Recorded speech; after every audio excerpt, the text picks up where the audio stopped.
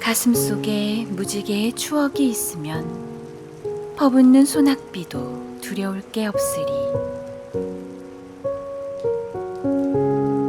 이 순간 천둥 번개치고 장대비 내려도 조만간 파란 하늘 얼굴을 내밀 줄 믿기에 영롱한 무지개 같은 사랑의 기쁨을 아는 사람은 사랑의 슬픔과 고통의 소낙비도 겁내지 않으리. 소낙비가 온 뒤에야 무지개가 뜰 수 있듯이 고통과 시련 넘어 좋은 날이 찾아오리라.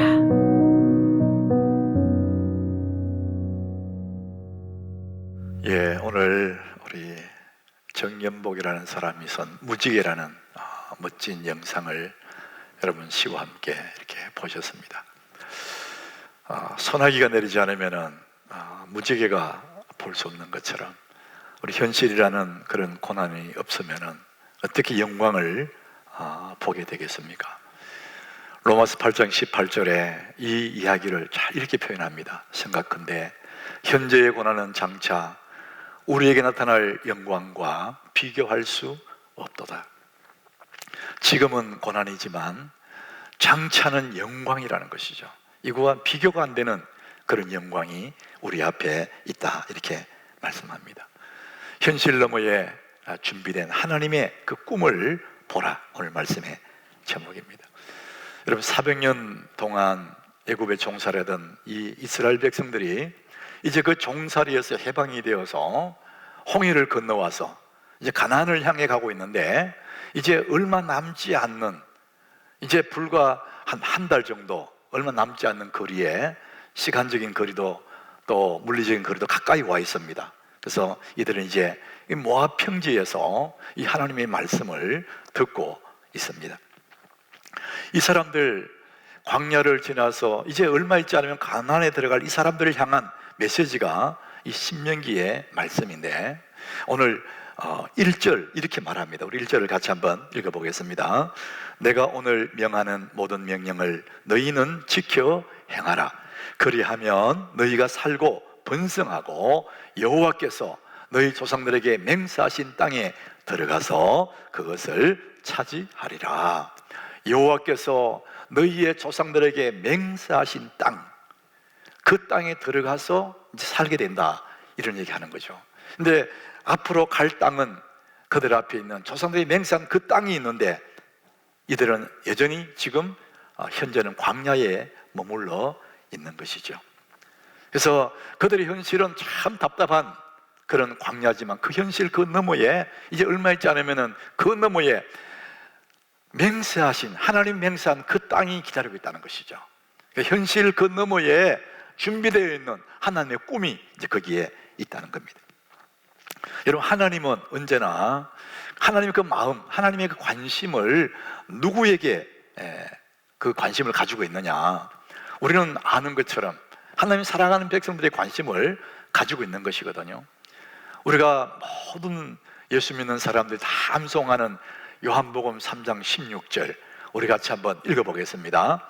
하나님이 세상을 이처럼 사랑하사 독생자를 주셨으니 이는 그를 믿는 자마다 멸망하지 않고 영생을 얻게 하려 하심이라. 자, 우린 너무 잘 아는 말씀이에요.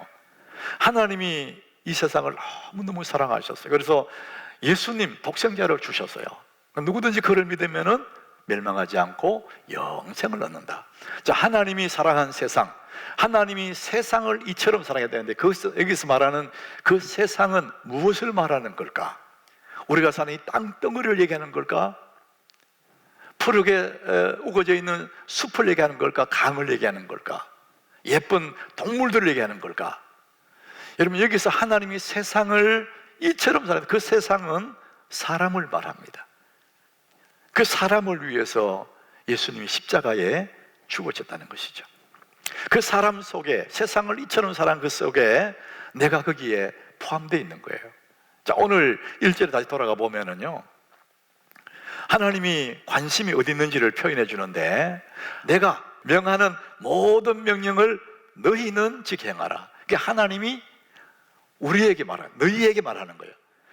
그리하면 너희가 살고, 그 너라는 단어를 계속 반복합니다. 번성하고 여호와께서 너희의 조상들에게 맹세한 땅에 들어가서 그것을 차지하리라. 자, 2절에도 보면은요, 내 하나님 여호와께서, 너의 하나님 여호와, 너 이렇게 말합니다. 이 40년 동안에 네게 광야길을 걷게 하신 기억하라. 네게 기억하라. 이는 너를 낮추시고 너를 시험하고 너 마음이 어떠한지 그 명령을 지키는지 지키지 않는지 알려라 하십니다. 하나님은 오직 관심사가 뭐냐? 너라는 겁니다. 너. 그래서 너 이런 단어가 우리는 오늘 6절까지 읽었지만 10절까지가 한 단락인데 27번을 반복해요. 우리는 무엇을 알 수 있냐면 하나님의 관심은 언제나 너에게 있다는 겁니다. 그 너가 누굽니까? 이스라엘 백성들이라는 것이죠. 자, 하나님의 관심은 우리에게 있습니다. 이사야 49장에도 보면 15절에 하나님의 마음을 그렇게 표현합니다. 여인이 어찌 그 젖먹는 자식을 잊겠으며 자기 태에서 난 아들을 긍휼히 여기지 아니하겠느냐. 여인은 자기 태에서 난 자식을 잃을 수가 없는 거죠. 차라리 자기 목숨을 바꾸 주지 그 아들은 줄 수가 없는 겁니다. 그게 엄마의 본성이잖아요. 그런데 그들은 혹시 잊을지라도 나는 너를 잊지 아니할 것이라. 하나님의 자녀를 잊을 수가 없다. 이게 이제 하나님의 마음이라는 것입니다. 그래서 하나님 마음은 언제나 우리에게, 예수를 믿는 하나님 자녀에게 하나님 마음이 와 있다는 겁니다. 이게 너무 중요한 주제지 않습니까? 이 성경 전체 주제가 내가 너를 사랑한다는 거거든요. 그래서 예수님의 주제가 뭡니까? 내가 너를 위해 십자가에 죽었다는 거 아닙니까? 이처럼 사랑했다. 자, 그런데 우리는 그 하나님의 그 사랑을 온전히 받아들이고 있느냐? 그렇지 않을 때가 너무 많다는 거예요. 사람이 하루에도 입으로 쏟아내는 이 단어, 이 말을 많이 하는데 학자들은, 여인들은 몇만 단어를 말한다 그래요. 여자들은. 남자들이 좀 적긴 하지만은 그 무수한 말들이 우리 입에서 나가는데 그 모든 말은 누구를 향하냐면은 상대를 향해요. 누군가를 향해서 말을 하는 거예요. 근데 자기에게 하는 말은 거의 없는 거예요. 늘 누군가에서 말을 합니다. 작년 이맘때쯤에 출간된 책이 하나 있는데 책 이름이 미러입니다. 영어 단어 그대로 거울, 이렇게 이제 번역이 된 건데, 이 책을 쓴 사람이 이제 심리학자인데요. 제가 그 책을 이렇게 보니까 참 아주 의미 있는 그런 얘기를 썼어요. 사람들은 누군가를 향해서 막 계속 말을 하는데 자기를 향해서 말하지 않지 않습니까? 그런데 이 미러라는 책에서 이렇게 말합니다. 거울 속 나에게, 거울에 나에게 비치지 않습니까? 거울 속 나에게 말을 걷는 순간에 삶은 바뀌기 시작한다, 이렇게 말합니다. 결국은 자기 자신에게 말을 할 때 내가 바뀐다는 거거든요. 근데 우리는 나를 볼 수 없기 때문에 늘 남을 향해서 말을 하잖아요. 근데 거울 속에 나를 향해서 말을 걸기 시작할 때 내 인생이 바뀐다, 이런 얘기를 합니다. 거울 속에 자기를 위로할 수도 있고, 거울 속에 자기를 격려할 수도 있고, 사랑하게도 되고, 그래서 내 삶이 완전히 변할 수가 있다, 이렇게 말합니다. 우리가 말하는 그 말, 생각, 이 모든 것이 다 우리 기억의 창고에 저장되면서 무의식 속에 있는 그 많은 무수한 말과 생각들이 결국은 내 인생이 되는 거거든요. 우리는 거울을 바라보면서, 내 눈을 바라보면서 하는 그 말이 강력하게 자기 자신의 삶에 영향을 미친다는 거예요. 저는 그게 하나의 학자들의 견해지만 저는 그것을 이 성경을 통해서 보면 정말 그게 믿어져요. 저는 기도하다가, 여러분들 거울 속에 자기를 이제 보기도 하지만은 기도하다가 자기를 볼 수가 있습니다. 이게 약간 신비적인 거지만은 내가 엎드려서 막 기도하는데 내 생각이, 내 영이 내가 엎드려 기도한 모습을 딱 보는 순간에 그때 오는 그 하나님의 그 감동이 굉장한 거거든요. 제가 그런 경우가 몇 번 있었습니다. 자기를 바라보고 자기가 자기에게 말을 한다는 것은 굉장한 삶에 영향을 미친다는 것은 이것은 틀림없는 얘기거든요. 우리가 수많은 사람들이 내게 말을 해줘도 그 말을 내가 받아들이지 않으면 나와 상관이 없는 거거든요. 그래서 내가 나를 인식하는 것만 내 것이 되고 내가 인식하는 만큼 내 인생이 가는 거거든요. 나는 참 복이 많은 사람이야 이렇게 말했다 합시다. 그러면은 내가 참 복이 많은 사람이야 이렇게 말하는 그 순간만이라도 내 마음 굉장히 편안해지는 거예요. 나는 뭐뭐니다, 그게 자기 인식이거든요. 이제 그것이 자기 인식이 될 때 내가 복 많은 사람이다 말하는 그 순간만은 내가 굉장히 행복해지죠. 그리고 그렇게 계속 말하는 내 삶, 미래가 어떻게 될까? 뭐 틀림없이 달라지는 것이죠. 그래서 우리는 끝없이 자기에게 이런 하나님의 이야기를, 하나님의 말씀을 내게 들려주는 것이 얼마나 복인지 모릅니다. 스바냐 3장 17절에 하나님이 우리를 향한 하나님 마음을 이렇게 말합니다. 우리 같이 읽어봅니다. 너희 하나님 여호와가 너희의 가운데 계시니 그는 구원을 베푸실 전능자이시라. 그가 너로 말미암아 기쁨을 이기지 못하시며 너를 잠잠히 사랑하시며 너를 말미암아 즐거이 부르며 기뻐하시리라 하리라. 하나님이 이 마음을 내게 들려주는 거예요. 내가 그럴 때 내 속에 있는 내가 막 춤을 추게 되죠. 너로 인하여 하나님 너무 기뻐하시다. 자기 자신을 바라보면서 너는 이런 존재라고 하나님 오늘도 우리에게 말씀하시는데 내가 받아들이지 않거든요, 스스로. 그러니까 내가 늘 외롭고 힘겨운 겁니다. 주님은 나를 향해 십자가에 죽으실 만큼 나를 사랑했는데 내가 그거를 인식하지 못하고 받아들이지 않기 때문에 나와 상관없는 존재가 되는 것이죠. 하나님 오늘도 이렇게 우리를 너무나 사랑하신다는 거예요. 내가 이렇게 사랑받는 존재라는 것입니다. 하나님은 나를 향해 생각이 많으시대요. 하나님 나를 향한 계획이 참 많답니다. 예레미야 29장 11절에 하나님이 이렇게 계획을 말씀하세요. 여호와의 말씀이니라. 하나님의 말, 어떤 철학자 얘기가 아니고 어떤 사상가의 말이 아니라 여호와의 말씀이니라. 전도 이렇게 말합니다. 너희를 향한 나의 생각은, 너를 향한 내 생각을 네가 알지 않느냐? 평안이고 재앙이 아니다. 너희에게 미래와 희망을 주는 것이니라. 하나님의 생각은, 하나님의 계획은 뭐냐? 우리의 미래에 희망과 미래를 희망을 주는 그것이 하나님의 마음이라는 것입니다.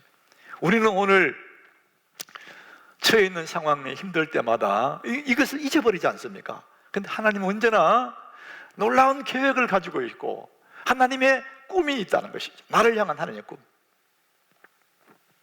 오늘 1절에도 우리 다시 한번 1절 한번 보겠습니다. 하나님의 꿈이 여기 있는 거예요. 우리 같이 읽어봅니다. 내가 오늘 명하는 모든 명령을 너희는 지켜 행하라. 그러면 너희가 살고 번성하고 여호와께서 너희 조상들에게 맹세한 땅에 들어가서 그것을 차지하리라. 하나님의 계획, 현실 너머에 준비되어 있는 하나님의 계획이 뭡니까? 하나님의 꿈이 뭐죠?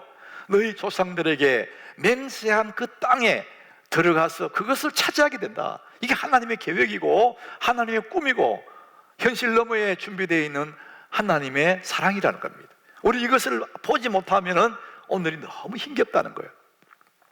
그래서 하나님은 그 계획을 가지고 당신의 백성들을 애굽에서 홍해를 건너오게 만들었어요. 그리고 그 꿈을 향해서 이 백성들을 이끌고 가고 계시는 거예요. 그럼에도 불구하고 그들이 애굽에서 나왔지만 그들 그 가나안 향해 가고 있지만은 이들 중에는 들어갈 수 있는 사람이 있고 못 들어가는 사람이 있어요. 하나님 다 준비해 놨는데, 그리고 하나님 그들이 인도에 가고 있는데도 불구하고 그 땅에 들어가는 사람이 있고 못 들어가는 사람이 있다는 거예요. 여러분 신명기 1장 35절에 보면 하나님이 그 말씀하셔서요, 이 악한 세대 사람 중에, 이 악한 세대가 뭡니까? 이스라엘 하나님 백성들이에요. 하나님 은혜를 입은 사람들입니다. 그런데 이 사람들을 향해서 이 악한 세대 사람이라 그랬어요. 왜? 늘 불평하거든요. 늘 원망하거든요. 하나님이 이렇게 좋은 계획을 가지고 있는데 늘 원망하고 불평하니까 하나님이 이 악한 세대 사람 중에는 내가 그들이 조상이 주기로 맹세한 좋은 땅이 있지만은 그걸 볼 자가 하나도 없다는 거예요. 너무나 두려운 말씀이잖아요. 애굽에서 나왔다고 다 들어가는 거 아니라는 거예요. 여러분, 우리가 예수를 믿고 구원받았어요. 마치 애굽에서 해방되어서 자유를 얻은 것 같은 그런 우리는 구원받은 사람이거든요. 로마서 8장 2절에 그 말씀합니다. 이는 그리스도 예수 안에 있는 생명의 성령의 법이 죄와 사망의 법에서 너를 해방했다. 애굽에서 해방되었다는 거예요. 마귀의 손에서 자유를 얻었다는 거예요. 애굽에서 막 나온 것과 똑같은 거예요. 그렇다고 다 끝난 게 아닙니다. 예수 믿고 구원받았다고 해서 이미 끝난 게 아니에요. 여전히 우리는 이 세상에 살고 있어요. 광야에 살고 있습니다. 완전한 구원의 땅 천국에 이르기 전까지는 우리는 늘 경건하게 우리 자신을 긴장하고 깨어 있어서 그렇게 살아야 되는 거예요. 하나님의 계획은 있지만은, 하나님의 약속은 가나안 땅을 약속했지만은 그것에 다 들어가고 다 누리는 것은 아니라는 거예요. 가나안은 약속되어 있지만 여호수아와 갈렙 외에는 들어갈 자가, 왜? 늘 원망하고 불평했거든요. 애굽에서 나왔지만 다 들어가지는 못했어요. 여러분, 예수를 믿고 구원은 받았지만 우리가 이 광야에서 멸망될 수도 있다는 것을 기억하셔야 됩니다.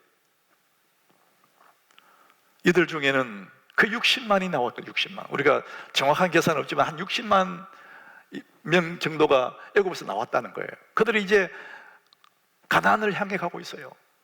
그런데 우리는 실제적으로 그들 중에서는 가나안으로 향해 가는 사람이 있고 애굽으로 마음이 가는 사람이 있어요. 늘 불평하면서 마음을 애굽에 두고 있는 사람이 있거든요.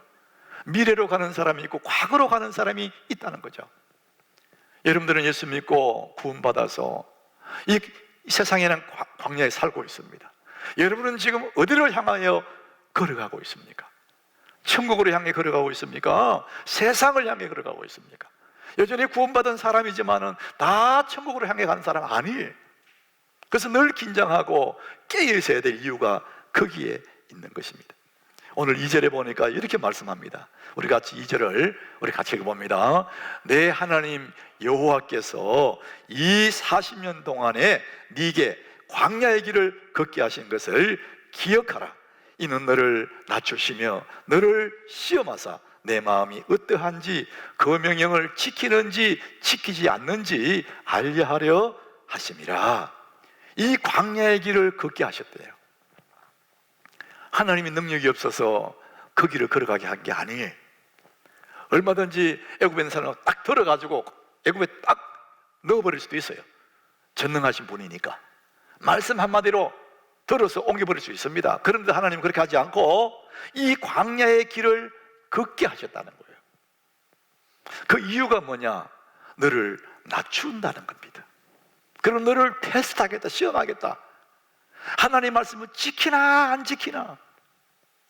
그래서 이 광야의 길을 걷게 하신 하나님의 이유가 거기 있다는 거죠. 하나님은 언제나 우리에게 길을 내셔요. 복된 길, 형통의 길, 가나안으로 가는 길을 내셔서 이 광야의 길을 걸어가게 만드시는 거예요. 여러분, 길이라는 것은 목적지로 안내하는 안내에 불과합니다. 길이 우리를 데려다 주진 않거든요. 길은 목적지를 향해 안내할 뿐이에요. 그 길을 걸어가는 것은 우리 자신입니다.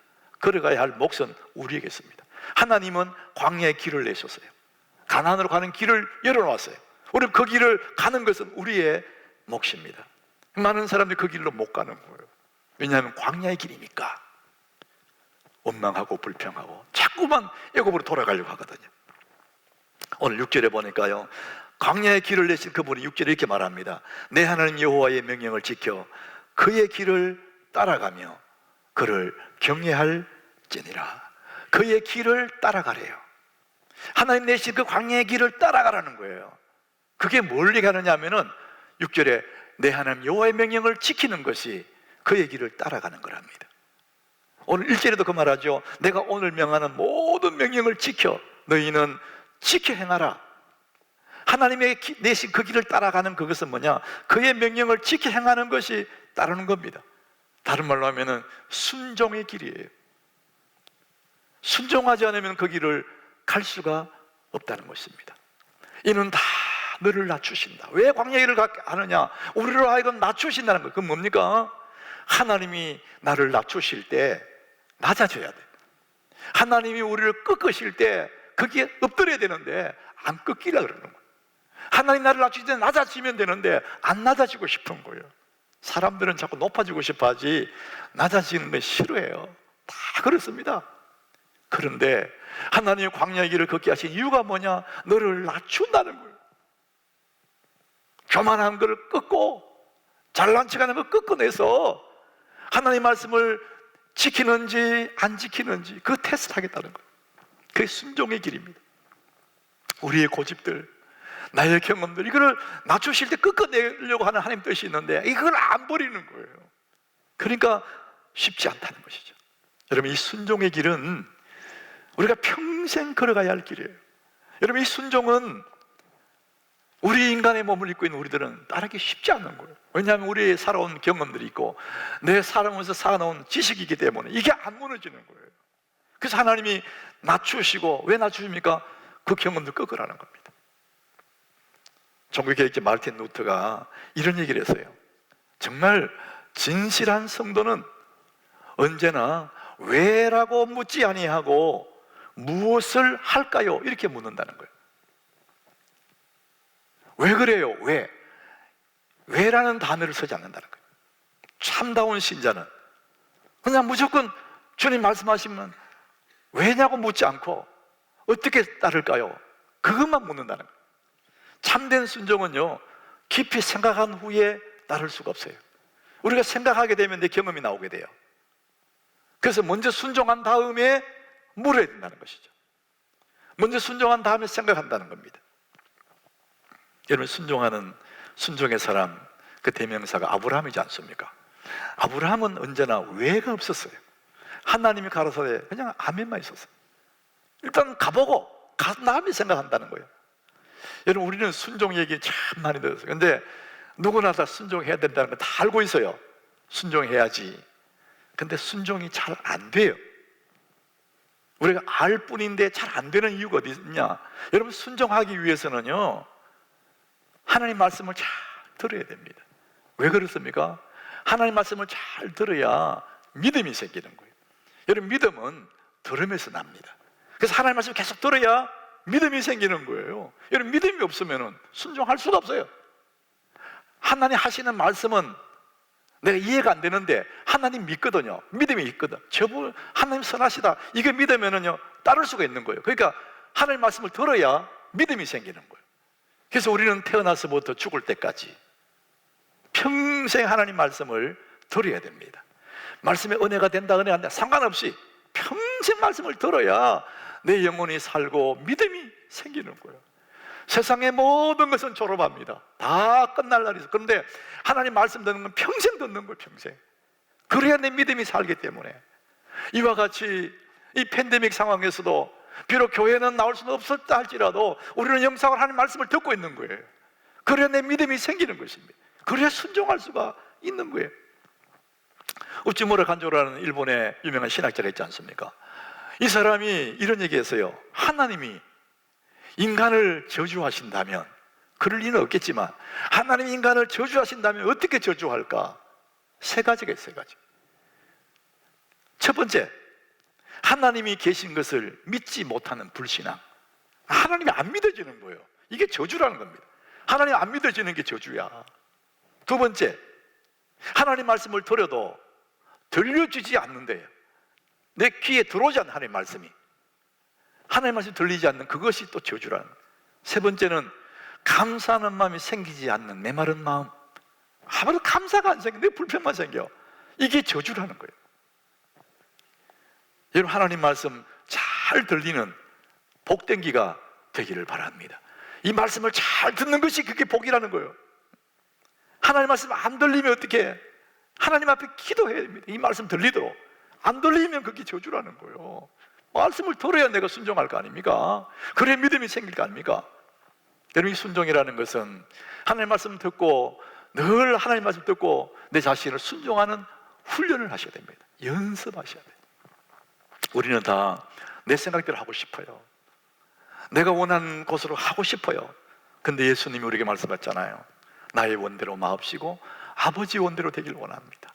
하나님이신 예수님도 내 원대로 마옵시고 아버지 원대로 되길 원합니다. 그렇게 말씀하잖아요. 그래서 우리가 내 원, 내 생각, 내 경험을 십자가에 못 박는 훈련을 하셔야 돼요. 내 살아온 내 삶의 생각들과 하나님 말씀이 배치될 때, 내 경험과 하나님 말씀이 배치될 때 내 생각과 내 경험을 그리스도와 함께 십자가에 못 박는 훈련을 하셔야 됩니다. 그래야 순종이 되는 것이거든요. 그럴 때 하나님이 현실 그 너머에 예비해 놓은 멋진 약속의 그 땅, 우리 그 땅에 들어가서 주역으로 살 수가 있는 것이죠. 오늘 하루하루 믿음의 삶을 걸어가고 하나님이 만들어 놓은 광야의 길을 잘 걸어갈 때 우리 거기에 도착하게 되는 거거든요. 광야의 길을 걸어가는 것은 자기를 낮추고 자기를 십자가에 못 박고 순종에 훈련하는 과정입니다. 현실 넘어 준비된 하나님의 꿈을 보라. 여러분, 오늘 살다 보면 참 이 세상 보면 불안해요. 세상 정황을 보면 미래가 안 보일 수도 있습니다. 답답하고 괴로울 수가 있습니다. 자, 그럴 때 우리는 하나님의 현실 너머에 준비하는 하나님의 꿈을 바라보는 것이죠. 오늘 본문 6절까지 읽었는데 7절에 이렇게 말씀합니다. 우리 같이 읽어봅니다. 내 하나님 여호와께서 너를 아름다운 땅에 이르게 하시나니. 자, 여러분, 하나님께서 너를 아름다운 땅에 이르게 하시니, 그 땅이 우리 장차 들어갈 그 땅을 말하는데, 그곳은 골짜기든지 산이든지 시내와 분천과 샘이 흐르는 그런 곳이랍니다. 그 다음 절에 보니까 밀과 보리의 소산지, 포도와 모가와 청유와 감람나무와 꿀의 소산지다. 너무 아름다운 약속의 그 땅을 준비해 놨다는 거예요. 우리는 그 땅을 향해서 가고 있다는 겁니다. 현실 너머에 준비된 하나님 그 꿈은 바로 멋진 적과 우리는 그 땅을 이야기하고 있는 것입니다. 여러분, 이것은 구약의 한 역사가 아닙니다. 오늘 현실을 살고 있는 여러분들, 여러분 앞에 정말 멋지고 아름다운 하나님의 계획, 하나님의 꿈이 있다는 사실을 믿으면 오늘 여러분 걷게 하신 이 광야의 길을 잘 걸어가시기를 축복합니다. 그럴 때 우리는 그 땅의 주역이 될 수가 있습니다. 예수 믿고 구원받은 우리들 다 된 것이 아닙니다. 아직도 걸어가야 할 길이 있습니다. 이 광야의 길을 걷게 하신 그 하나님, 오늘도 나를 낮추시고 오늘도 나를 테스트하시는 하나님 앞에 바짝 엎드려서 이 광야의 길을 잘 걸어갈 때 하나님은 우리 앞에 현실 너머에 준비해 놓은 하나님 그 꿈을 바라보고 나갈 때 우리는 오늘도 기뻐하고 감격하고 감사하며 승리하는 그런 삶이 될 수가 있습니다. 오늘 영상으로 예배하는 우리 모든 우리 하나님께 교회 여러분 앞에 현실 그 너머에 준비해 놓은 하나님의 꿈을 바라보시기를 예수님 이름으로 축복합니다.